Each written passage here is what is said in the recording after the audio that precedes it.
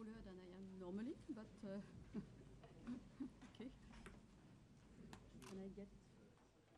Sorry, yes, I try to get the right height for my seat, but I am not good at technical things.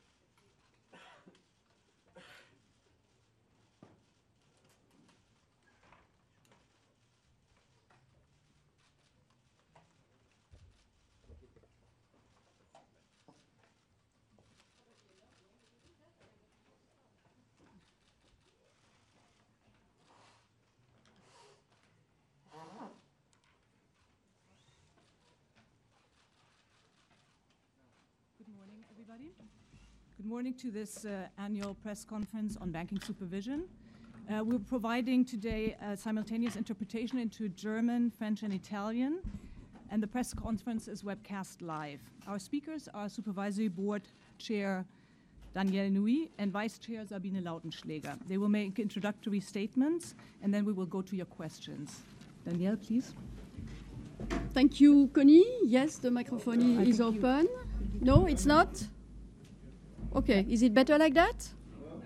No, yeah, the microphone doesn't work. So now I hear something different. Okay, so good morning, ladies and gentlemen. What does 2018 have in store for banks and their supervisors? That is a very interesting question, but one that is hard to answer unless you have a crystal ball. Two things seem certain thought. One, banks still face a number of challenges, and two, 2018 offers the ideal opportunity to tackle them. There are 4 reasons for this. First, the euro area economy is doing well after almost 5 years of growth, and this growth is broad-based across both countries and sectors. Second, technology is evolving, with digitalization being the key word here. It offers banks the opportunity to raise revenues and reduce costs. Third, Basel III has been finalized, so the world has become more stable for banks in terms of regulation too. Let me stress though that Basel III still needs to be implemented. And fourth, 2018 will be the 4th year of European banking supervision. The construction phase is clearly over. The supervisory framework is now stable and predictable, and this should make life a bit easier for banks. So the conditions are good, and banks have made great strides and have become more resilient.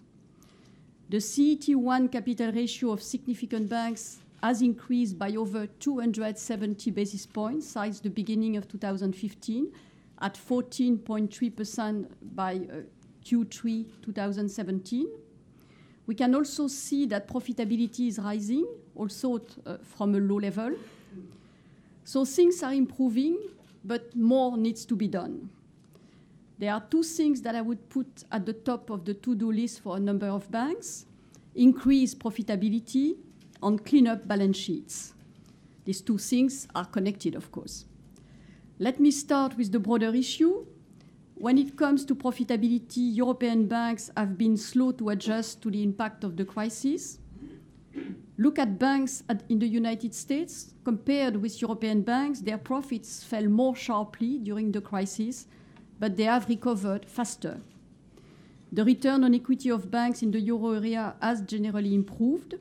For some banks, however, it remains very low, and this raises concerns about their ability to cover their cost of equity in the medium to longer run. The lack of profitability is indeed something to worry about, as only banks that make enough profits will be able to support economic growth and to continue building up capital buffers. But the benign economic conditions and the desire to quickly raise profits should not lead the banks to embark on a search for yield either. It is clear that banks must find ways to become more profitable without taking excessive risk. And of course, when it comes to solutions, one size does not fit all.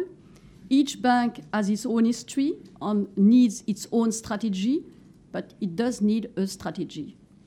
When we look closely at successful and less successful banks, there is one thing that stands out. That thing could be termed strategic steering. In a nutshell, strategic steering refers to the management ability to set a course towards the bank's long-term objectives. It comprises things like efficient processes and good governance. Those banks that master it are on average more profitable. Banks have to navigate through difficult territory. They need to have a firm grip on the steering wheel. They need sound strategic processes, and they need strong governance, including on risk management. And here we see a number of issues in the banks we analyzed. Overall, one of the biggest weaknesses we have seen so far relates to the way in which banks put price on loans, their loan pricing framework. In very general terms, this framework needs to be comprehensive. It has to cover all business lines. It has to cover all relevant cost and risk, including operational cost, and it has to be group-wide. In short, banks need to put themselves in a position to enhance their profitability, but whatever banks do to this end, they must strike a balance between risk and return.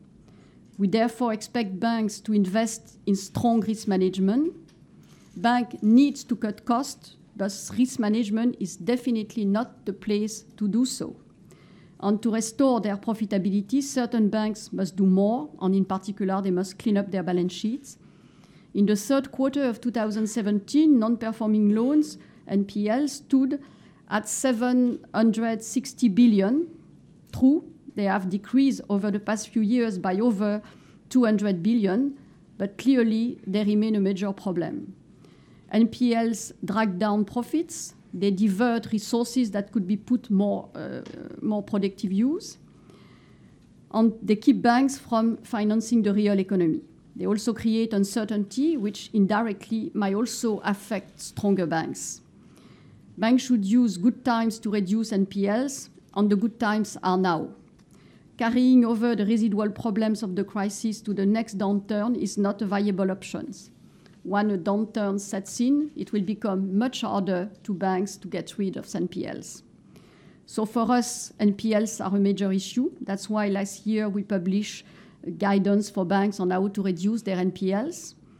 Moreover, cleaning up balance sheet after a crisis is one thing. Keeping them clean ahead of the future downturns is another. That's why we are working on an addendum to our guidance that will specify how and when we expect banks to provision for new NPLs. The draft addendum was subject to a public consultation, as you know, which triggered almost 500 comments coming from 36 counterparties. Most of the comments related to the scope of the addendum and its calibration. We have reviewed all the comments very thoroughly. On that basis, we are now finalizing the addendum. Among other things, we will shift the date from which the guidance applies to new NPLs by a few months. We will also make it even clearer that we will follow a case-by-case approach as part of our Pillar 2 framework, and we will publish the final addendum by mid-March about. So banks should get ready for it. Banks should also get ready for the upcoming stress test by the European Banking Authority. It will be another moment of truth for banks, as it will show how resilient their balance sheets really are. Moreover, as the result of the EBA stress test will be published, markets, and not just supervisors, will expect banks with capital weaknesses to address them, even if it's not a pass-fail exercise. Robust, sound balance sheets are crucial for reducing risk and restoring trust in banks. By doing so, it will become easier to decide on the final pillar of the banking union, the European Deposit Insurance Scheme, EDIS. Over the past few years, banks have made some progress in reducing risk. In my view, we could therefore take EDIS a step further. So I welcome the latest proposal by the European Commission, which goes in that direction.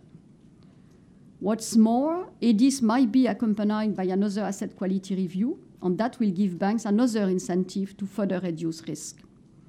With the single rule book, European Banking Supervision, and the European Resolution Mechanism, the banking union is now well advanced. This paves the way towards a truly European banking system. That is our vision for the future. Sooner rather than later, banks should start to reach more across borders, and reap the benefits of a large and largely integrated European market. Coming back to 2018, my message is this: conditions are as good as they are going to get. Banks should seize this moment and tackle the challenges they face. I now hand over to Sabine. Many thanks, Danielle. Well, ladies and gentlemen, 2018 will be the 4th year of European banking supervision. And as Danielle said, the construction phase is over. We are in a steady state. In any case, our objective will be the same. Our task is to contribute to the safety and soundness of banks. But the safety and soundness of banks do not only depend on good supervision, it depends on sound regulation too. And as I have pointed out several times already, in a world where significant banks are highly interconnected, where markets are highly interconnected, it is of utmost importance that sound regulation is done globally in scope. And in this regard, 2017 ended on a positive note. Basel III was finalized. And this is good news for banks because it has restored regulatory certainty. And it's good news for the economy because it contributes to a stable banking sector that can finance growth. And it's good news for supervisors too, because it underpins our work with strong rules. As a global standard, Basel III will be applied to a diverse set of banks with very different business models in very different legal and macroeconomic environments. And against this background, Basel III is a good compromise. It takes into account the differences in banks' business models, and it seeks to strike a balance between sometimes very contradictory interest, risk sensitivity, simplicity. So on the one hand, banks will be able to take into account bank-specific risk experience they can use for the calculation of capital requirements internal models. And on the other hand, Basel III establishes some safeguards such as input and output floors, which will prevent capital requirements to fall below a certain capital level. Hence, with Basel III, we are not doing away with risk sensitivity, and in my view, that makes a lot of sense. I am still convinced that risk-based capital requirements are efficient. They set the right incentives for banks' business strategies, and they prompt banks to carefully define, measure, and manage their risks. Let us not forget that the financial crisis of 2007, 2008 was based on Basel I capital requirements and not on Basel II. Sometimes this is forgotten. The next step is now to ensure that Basel III is fully and timely implemented, as only with full implementation it can contribute to financial stability. So full implementation in all relevant jurisdiction is our message. So a sound risk-based capital framework is an essential part of a stable banking system. But the internal models used by banks to calculate risk must yield adequate risk weights in the first place. And here the ECB plays an important role.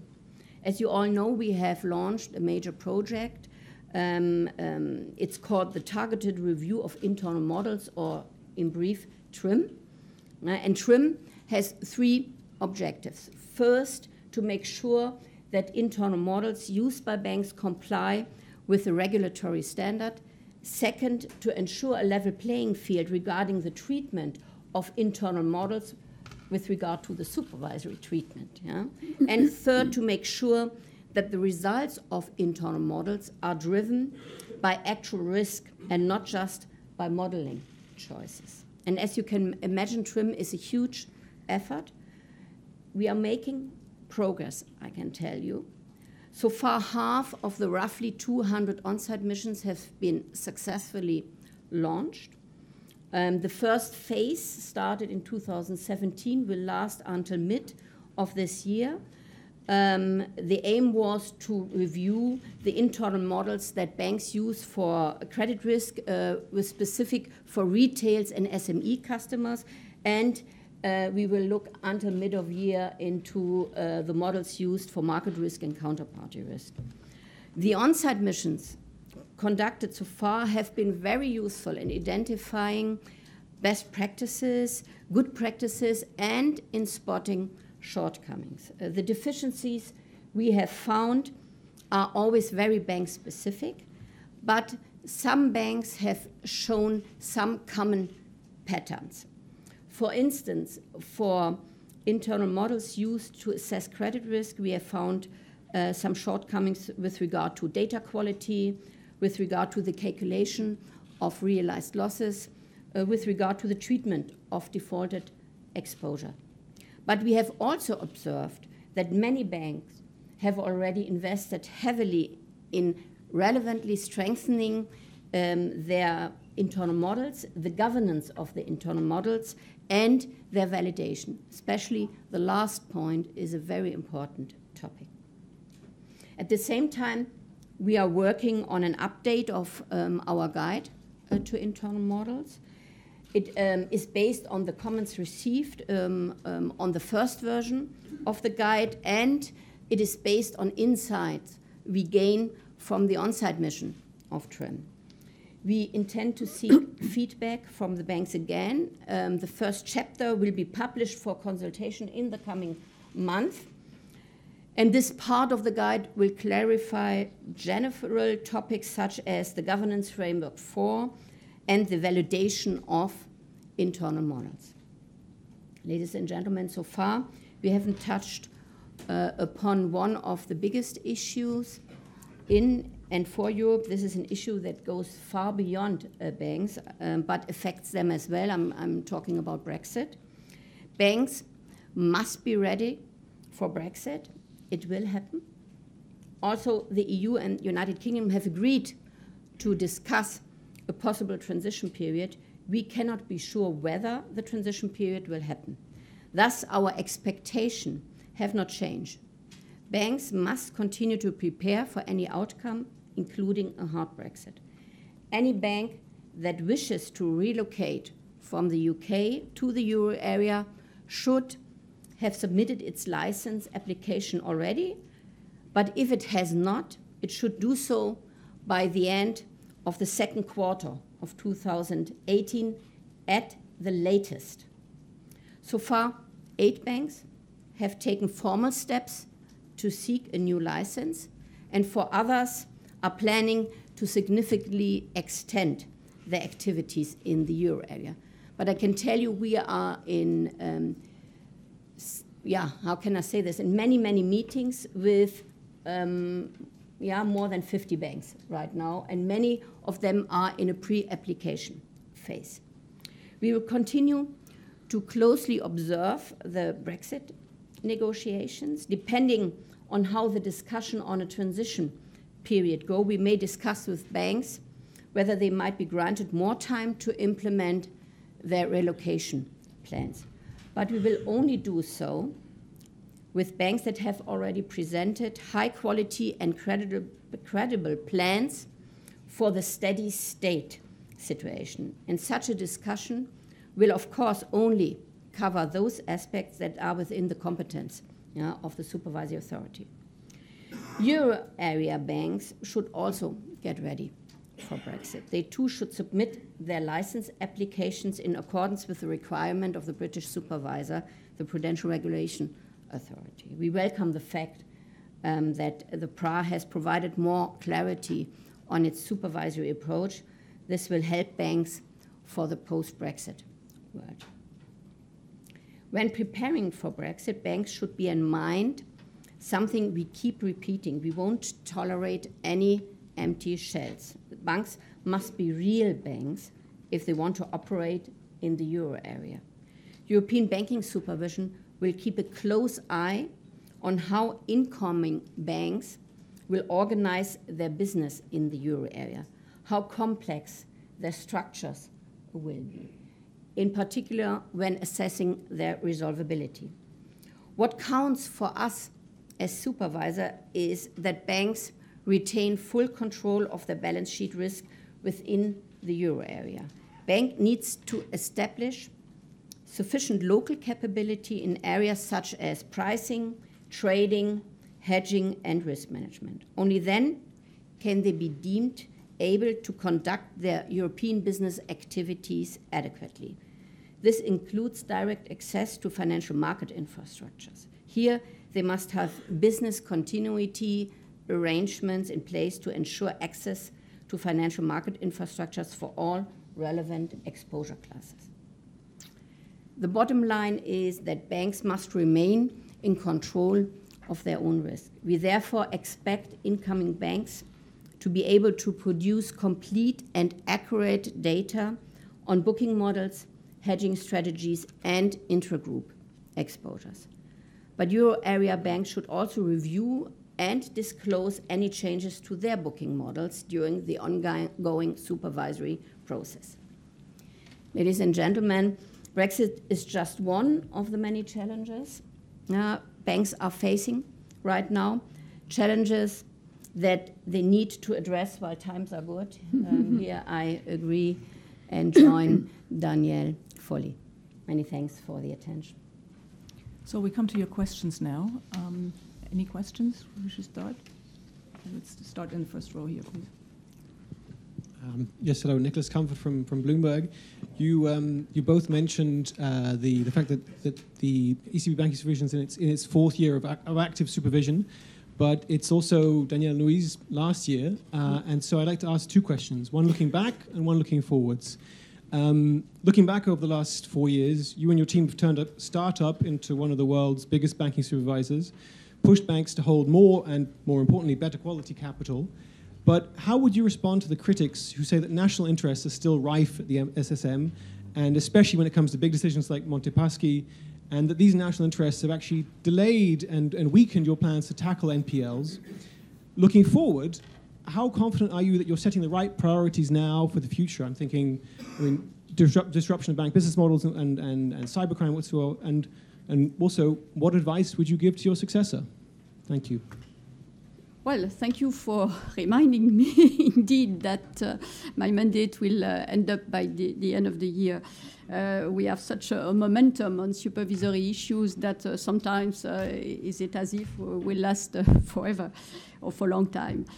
I don't agree with the fact that we are burdened or preventing from acting due to national interest or national bias. I think the supervisory board has been a very disciplined supervisory board, really trying to deliver on the European mission, on the European ideals. Obviously, when a national bank is hit by circumstances or by a measure or is in a difficult situation, our national colleagues explain what are the challenges of the situations and what might be the limits to what can be done if we want to be successful. But this is very, very welcome. In fact, we have the best of two worlds. We have the expertise and experience of national supervisors, and we have the distance in the decision making, which is helping us, both elements, to take the good decisions. Well, if I were to give advice to my successors, because Sabine also is not so staying for much longer than myself, would be certainly commitment to implement the best supervisory practices wherever they come from within Europe and belong, to strongly adhere to the European mandate and European ideals, to be ready to fully and totally cooperate with other European institutions that also have a mandate to deliver, which goes in the same direction as we are going. Certainly to have enough vigor to handle banks on criticisms that go with the job. That's the way it works. And what else? Well, persistence to make sure that what has been decided is fully implemented. But I think the list is already probably too long. You're tackling NPLs Well, we are tackling NPLs is a journey that started in 2014 with the AQR of the comprehensive assessment. Then in 2015, there was the guidance, qualitative guidance on how to address them. Then we moved to what should we do to avoid the piling up of future NPLs that would turn into the legacy of the next crisis, and that's the addendum. So addendum is close to finalization. We will get it out. For the stock, we have not stayed without action, because at the same moment where the qualitative guidance was published, the supervisory dialogue started with the banks that were overburdened. We took above the average of the banking union as a starting point to make sure that they design their own plan to go out of their legacy issues. Those plans have been challenged by the joint supervisory teams, and now they are going implemented. So let's see what will be possible, but I think a lot will be possible, and more than what we expected when we designed, the banks designed their own plans, because precisely growth is there. We have benign economic conditions. So let's continue the second row there. Francesco Canepa, Reuters. So my first question is a follow-up on NPLs. So you said that individual plans for NPL reduction are being examined. Some banks have been saying, most recently Intesa Sanpaolo yesterday, said that this is resulting effectively in the ECB putting pressure on them to offload NPLs as opposed to work them out internally. So can you just give us an update on how your assessment of individual plans is going, whether you're happy or unhappy with them, and so on? And the second question is about Banco Popular Español. Last year in this same press conference, you praised Banco Popular for its for being brave and coming out to markets and saying that they need more capital. That didn't quite work as perhaps people were hoping, and so what lessons can be learned from Banco Popular? Well, regarding the plans first of the banks, the plans have been sent about a year ago to the GSTs. They have been challenged. Sometimes the banks have produced a second plan which was more precise, either more ambitious or more credible, or both. So this is work in progress. And indeed, the number of banks are changing their policy, using the good times to do what they can do, more than they had planned to do at the beginning. And this is what, in my view, good supervision is about, make the bank safer and stronger when this can happen. Regarding the praise for Banco Popular or others for getting more capital. In fact, there is a principle. Capital is always music to the ears of supervisors, obviously. More good quality capital for weak banks, obviously, are a positive point. But there is also a risk, which is to do too little too late. And if this is considered by investors too little too late, it's not necessarily helping the bank through the future. So the advice, again, is for the banks to do what they have to do at the right moment. This being said, if you read the information which is available regarding Banco Popular, there are a number of public elements, like a change in the rating, like a need to correct the accounts of the end of the year that were not fully correct, and so on and so forth, all those elements. It's not about just not asking for more capital at a different moment. It's accumulation of a number of elements that were not good ones. I think the second part of the question is about Banco Popular, right? Savino, do you want to answer that? The lessons learned, or? The lessons learned on, well, I mean, lessons learned are always very bank specific, and I beg your understanding that we cannot talk about single cases in a very detailed fashion. Yeah? But perhaps in an abstract fashion, I can tell you, we again experience that we have very different tools to react as a supervisor. And here, apart, coming back, to my request not only for good supervision, but a request for good regulation, I think here some work still needs to be done by the European and the national lawmaker. We do have very different standards being applied to banks, for example, in large exposure rules, because there are still very different national legislation around. We do have different tools as a supervisor. In some countries, we can use a moratorium in order to stop a liquidity drain on a bank. In other countries, we cannot use this because we do not have a moratorium. So here we still wait for a lot of work which has to happen on the harmonization in regulation. So there's a question in the center here, please. And can I please ask you to just ask one question per questioner, because otherwise we have a lot of questions here. Yes. Hi, good morning. Nicolás Menéndez Harries from Expansión. Last week, the SRB published a more complete non-confidential version of the popular evaluation report. According to the resolution authority, it was the ECB who asked not to disclose some points about ELA and liquidity outflows. Do you agree with that statement? And why did you decide not to publish all the information? Thank you. Many thanks for the question. I think I will answer. We do have a very strict confidentiality obligation given to us by the lawmaker. We are allowed to know everything with regard to a bank. This is the one side. And in order to balance this broad information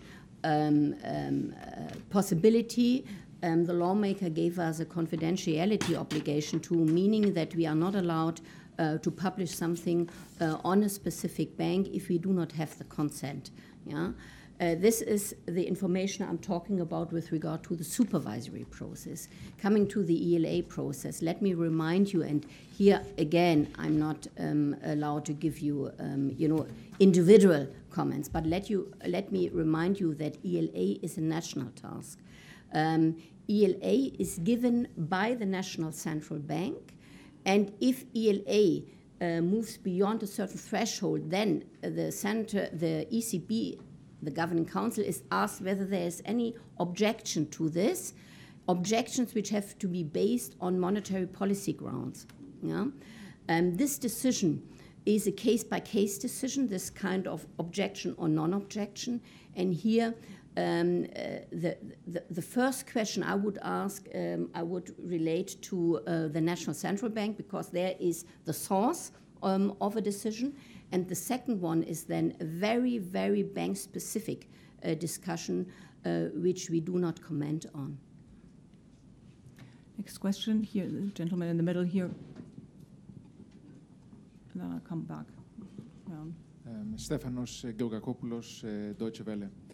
There were some reports in Greek media that the trigger of recapitalization will be 6 to 6.5% under the adverse scenario. Could you confirm that? And my second question, why don't you use the upcoming stress test for another capital increase so that the Greek banks can clean up their balance sheets from their huge NPL pile once and for all? Thank you. Well, as you have two questions, I will start with the first and let Sabine respond to the second part. It's not a pass-fail stress test exercise, which means that there is no particular trigger. And the possible recapitalization, the need for a possible recapitalization for all the banks, the Greek banks, just like the other banks in the EBA stress test, will be decided on a case-by-case basis by the supervisory board. So that's the situation, nothing else.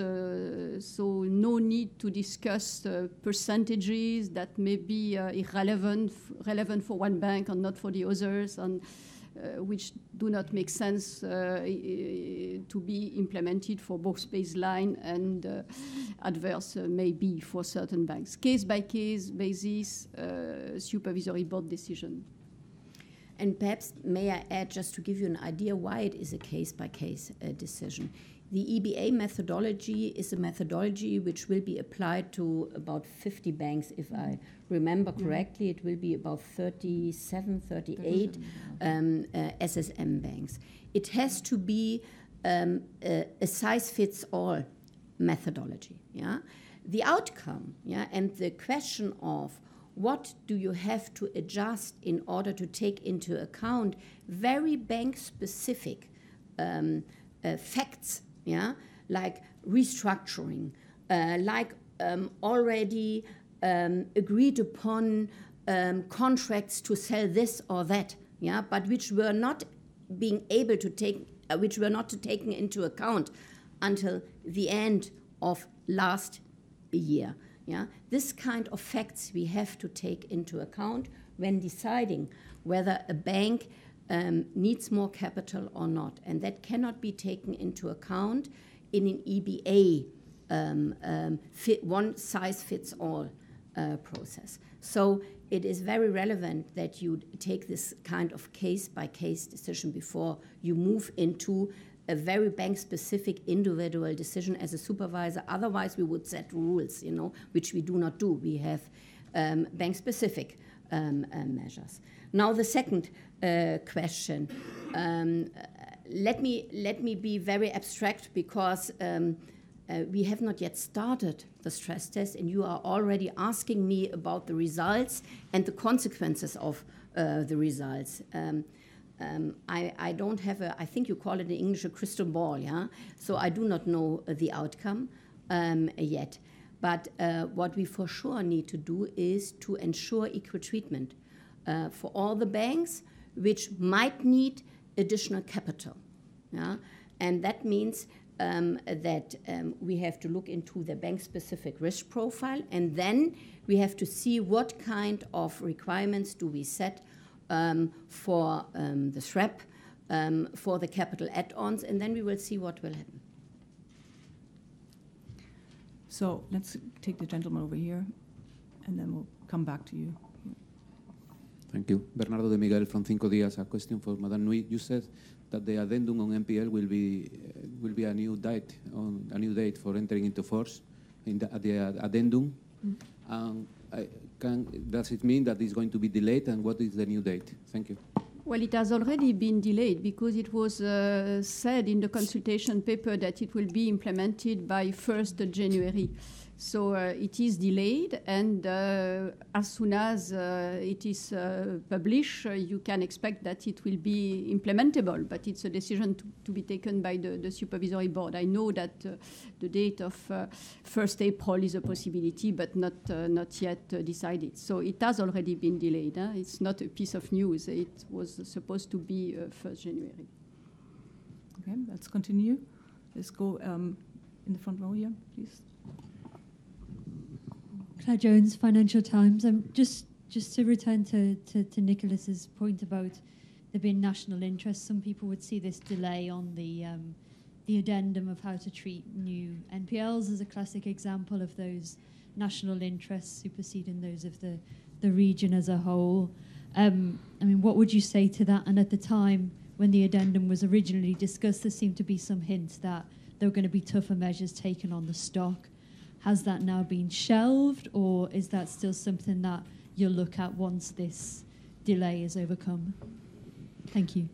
Well, I will not call, national interest, but normal human beings' reactions that countries or banks that can be hurt by a measure are the more vocal about possible consequences. I think, it's almost normal as far as I am concerned.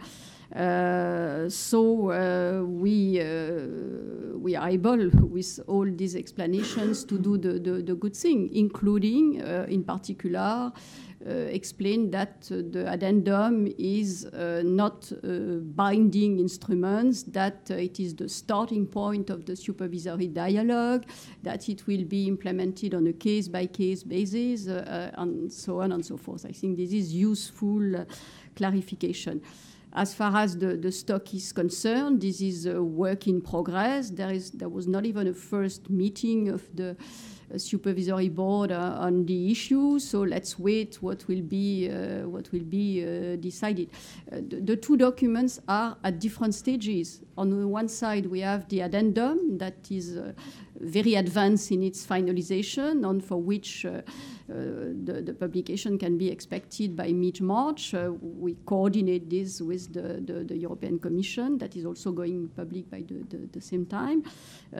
For the stock, that's still to be discussed and decided by the supervisory board. I have a few more questions here in the middle. Take the lady in the middle there. Yeah, please. Barbara Schneider, Stuttgarter Zeitung, thank you. Also on NPL, you said yourself the stock is still high and there's no decision on how to deal with it yet. So how then can you convince countries with a relatively low stock that time is ripe for EDIS, as you say? Well, just to change the tone of the response, even if the content is the same on the stock, Sabine, well, please, no, could you no say? problem whatsoever.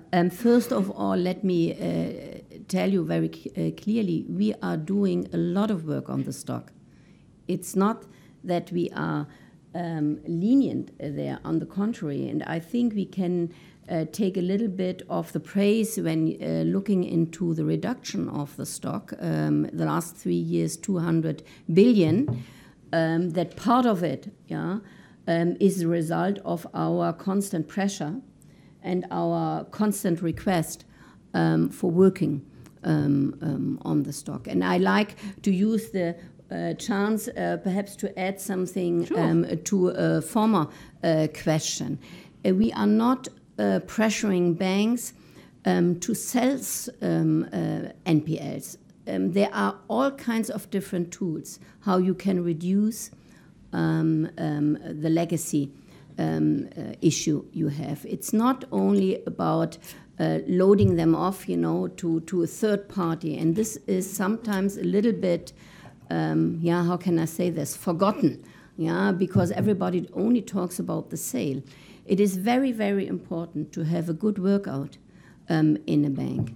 You can earn quite a lot of money by having good strategies there, competent people, highly qualified people, I can tell you. Very, very essential is too that the governments, that the countries ensure that they have a legal and judicial environment where you can have a quick workout. Because the quicker the workout is, the higher the value of the NPL. The better the banks can draw upon collateral and have recovery rates which are relevant for their capital, for their provisioning level too. So just to give you this kind of,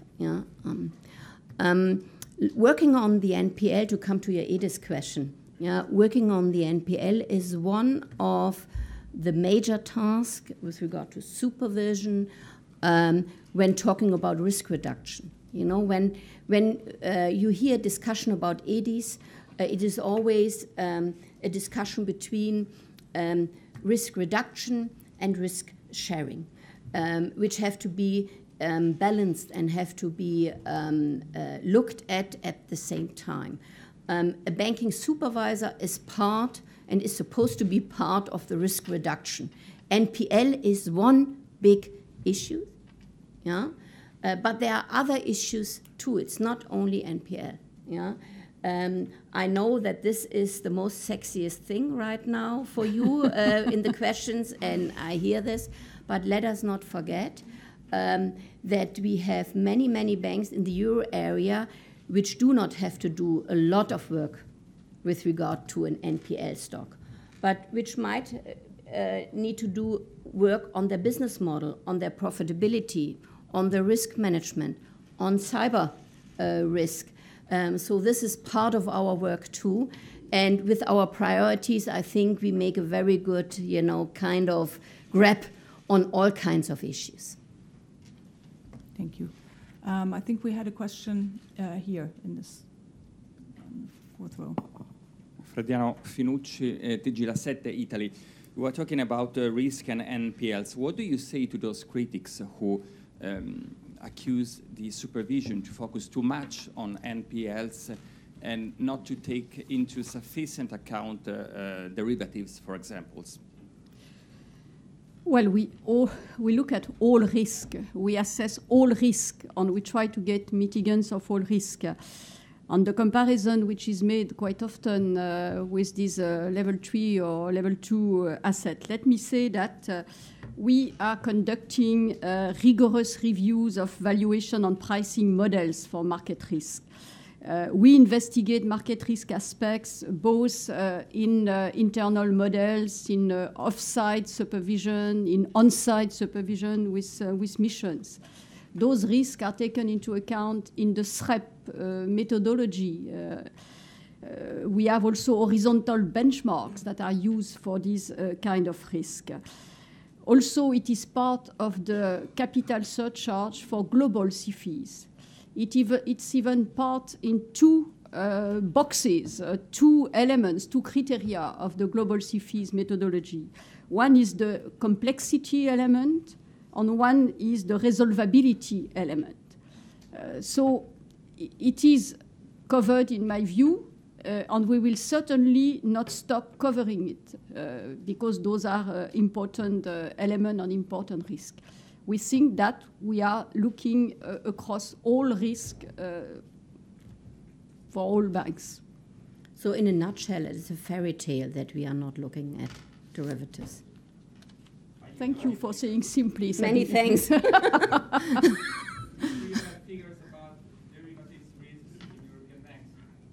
Of course, we have plenty of figures regarding the derivative business of all the banks that are in this business. Yes, of course. But it's a fairy tale too that all derivatives are very risky. They are very plain vanilla derivatives, which are more or less a loan. And then there are very complex ones where you really need to look at it in detail. Yeah? And the banks which are doing a business in this perspective, we are monitoring and we are assessing, examining on-site and off-site thoroughly.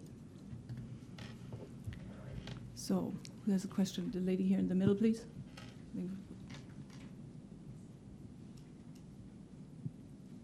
Vaso Angeletou from Insider Greece. I would like to ask you whether you are satisfied with the reduction of NPLs in Greece, especially through the auctions procedure, which seems to be lagging. And my second question, should the prices of collateral sold through auctions are considerably and consistently lower than the value recorded in the books of the banks, would you ask Greek banks to take provisions? Thank you. Are we satisfied with the efforts made by Greek banks? Well, we are indeed satisfied that the movement has started and that good efforts are made and that they start bringing fruits.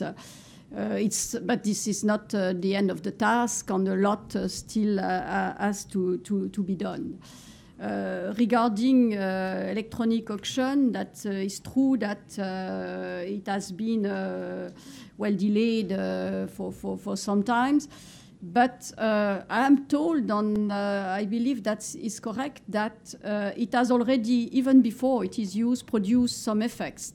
Because you have one category of defaulters, unpaid loans, which are what we call in our jargon strategic defaulters.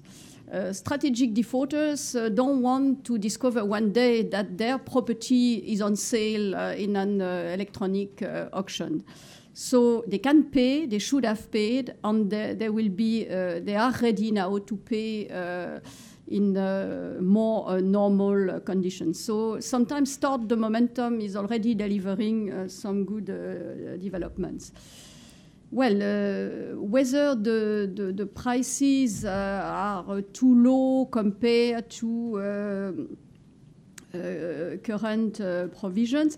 Obviously, if the solution picked up is sale, indeed we look at to see whether the plan is credible. We look at the level of provision and the level of solvency. You have to, when you are selling and to be credible, you have to be able to take the loss. But as Sabine has said, very rightfully so, in my view, is that sale is only one of the elements. She quoted a number of other possible solutions. I would even add one more, which is restructuring the loans early enough in the life of the loan to make them performing. At this moment, maybe the banks has to give up something, some interest, but it's really little compared to what happens when you are not addressing the issue at the beginning. And I would also take this opportunity to say something that has not been said yet regarding non-performing exposures. Non-performing exposures are a problem that goes much beyond supervisory action. And there is something which is very important, which is the efficiency of the legal proceedings, the efficiency of the legal framework. And this is a very important element for the price of the NPLs. If there is certainty on the length of the legal proceedings, if there is an efficient legal framework for repossessing collateral, then the price of the NPLs can go up in significant proportion. And that's why a number of countries, almost all the countries that are burdened, all the countries even that are burdened with NPLs, have taken action to change the legal framework and make it working better. And all those initiatives are going in the same direction, making banks safer and sounder in this respect. But we have to keep on track now, yeah? Yes, of course. You know, so doing it 1 year is not sufficient, yeah? We have to move forward and make progress, yeah? So we have time for a few more questions. Let's, the lady in the front here, please. Patricia Kausman of the Wall Street Journal. You know, given the Basel III is being sort of sorted and amid the continued pressure on profitability, is it your expectation and hope that 2018 is going to be a year we're going to start seeing some cross-border consolidation in the banking system? And based on your conversations with banks, have you getting an impression that that's, you know, something that can possibly happen this year, beginning this year? Thank you. Well, I can start on this one by saying that a number of European banks are not earning the cost of their capital. So obviously something will have to happen. And one of the solutions for that is consolidation of the banking sector. I hope that this will happen sooner than later. Will it be immediately cross-border is to be seen. Sometimes there are also national synergy mergers that are making a lot of sense, and we have seen a few of them already, like Popolare Milano and Popolare. So I think this will go on.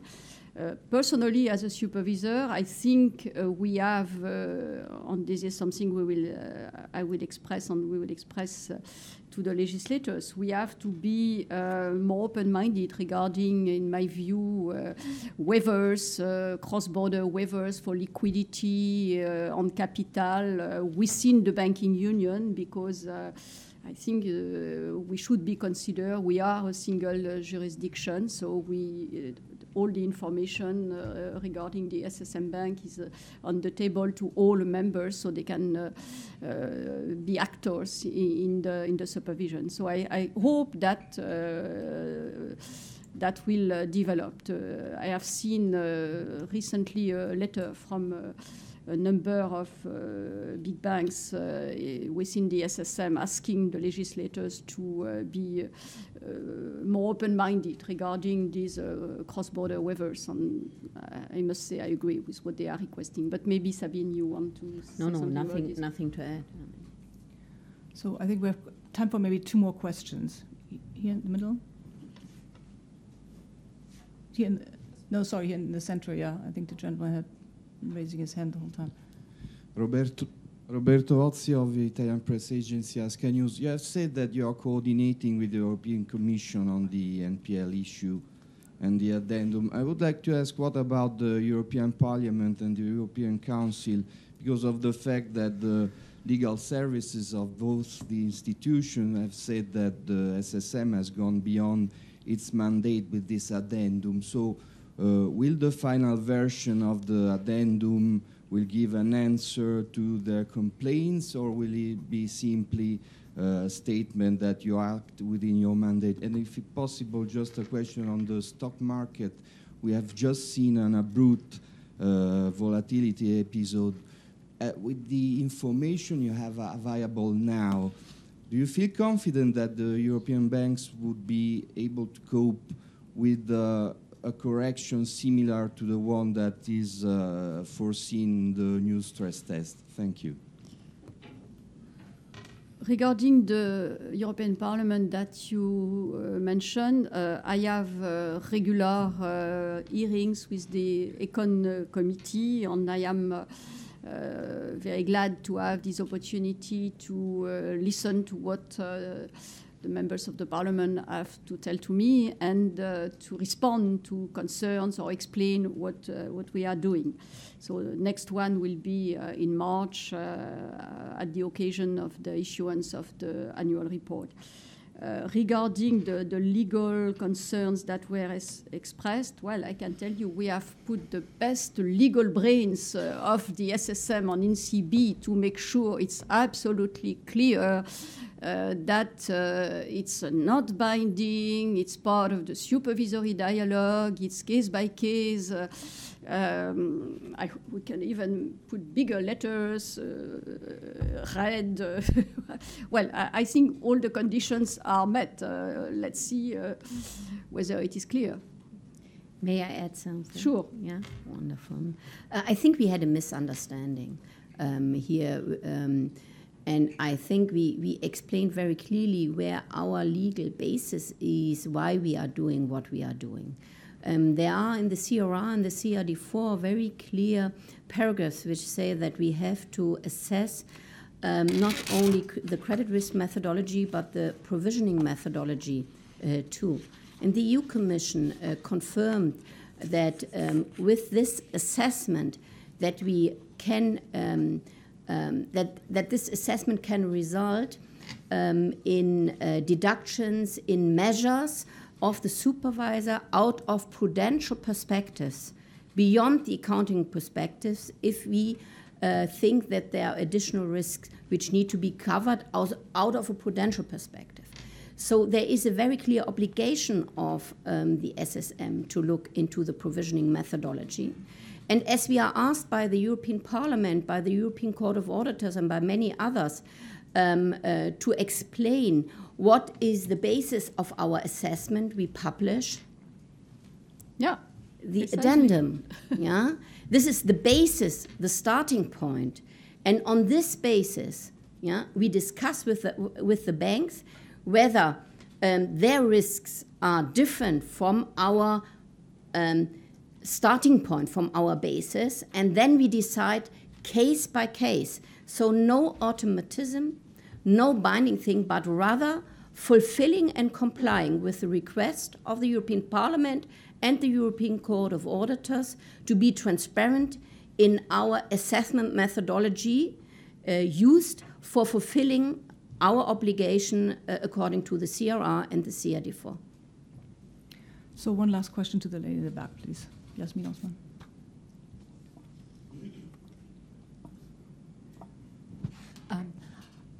Hallo? I would like to know this EDIS proposal, or the AQR, is this a proposal of the SSM, the ECB, just an idea or a decision? And until when, with Brexit, if we have a hard Brexit, the banks have to decide if the clearing business has to be shifted to other places than London, end of the year or March or what? Well, regarding EDIS on this possible AQR, and I will let Sabine respond on Brexit, it's in a document published by the European authorities, the Council, if I remember well, that mentioned the possibility of having an AQR, yes. It's not a request from us, or we have nothing to do with it.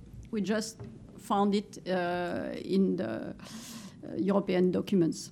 European authorities document. With regard to Brexit, which was published, the document, not. Sorry, Sabine. No problem. With regard to Brexit, Mrs. Osman, I did not understand the question fully. I'm sorry.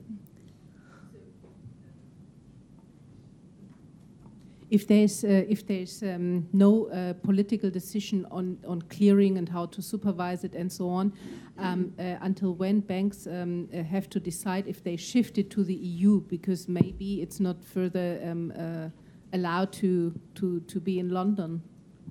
Well, I mean, let us wait. On the negotiation. There's still more than 1 year left. And we will see what kind of framework we will have around it. And with the next press conference, we can come back to your question. Okay. I don't have a crystal ball, with regard to the negotiations. I thought maybe it's end of Q2 or something, because you were very decided. No, on I'm talking about continuity arrangements. Yeah? Meaning to have a plan.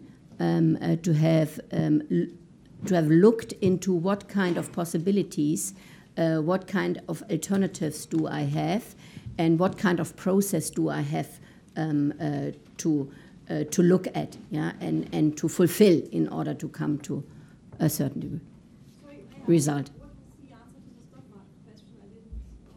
The answer to the stock market question is that we do not comment on single fluctuations of the stock market, and as a central banker as well as a supervisor, I can tell you anyway, I mean, if not the first would, give it, the second would be our principle that first you have to look into the facts and the reasons, etc., before you say anything to the public, as a supervisor and a central banker. But don't forget the first principle. Okay. Well, thank you very much all for coming. We'll close the press conference here.